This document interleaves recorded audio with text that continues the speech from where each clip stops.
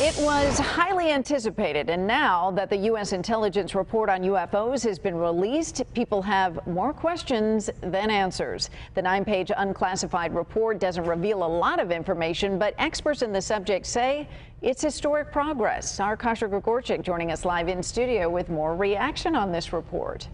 And Kathleen, a lot of reactions, certainly. There was some disappointment, though, that there weren't any bombshell discoveries a lot of people wanted or expected to hear.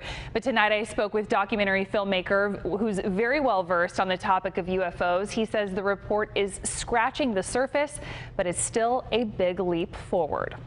It was really lackluster, but what makes me encouraged is how discouraged people are by what was put out, because it means that they want to learn more. 144 UFO cases were studied between 2004 and 2021, and according to a U.S. intelligence report released Friday, only one could be explained. The government says that object was a large deflated balloon.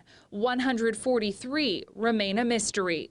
The UAP task force had 6 months to compile something on a mystery that goes over decades, and they only had 2 staff members. While the report left a lot of questions on the table, documentary filmmaker and UFO expert Jeremy Corbell says it signals a historic shift on the topic of unidentified aerial phenomena, or UAPs. It's a sea change in attitude. The end result of the report is that UFOs are worthy of scientific study. That has never been the case as far as the United States military publicly was involved. The report noted UAPs exhibited unusual movement and flight patterns, including propulsion. 11 of the incidents were near misses with military planes. The sightings seem to cluster around military training and testing sites, but those locations also have advanced surveillance.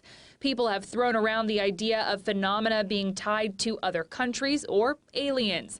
The report says there's no indication of either, but asked Corbell if he believes the government knows more than what's laid out in the 9-page report. Oh, I know for a fact. I have been exposed to information. I know for a fact that the United States military knows a lot more about the UFO mystery, about these craft, and we are not seeing that in the report. But that's okay, because this is now the change where we can begin to talk about it and acknowledge it.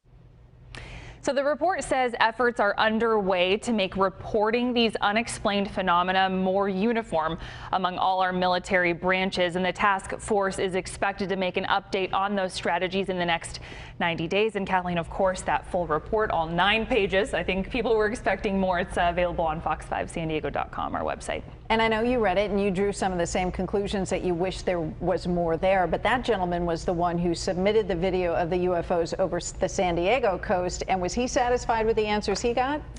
You know, I think the general consensus is definitely he's just very encouraged that there is a report to begin with. I think this is a good step forward, but 144 cases were studied and only 1 was identified. So that just shows you there's a lot of work to be done. Tip of the iceberg. Yes. Okay, well, they are unidentified flying objects, so more to be identified. All right, thank you so much, our Kasha Gregorczyk.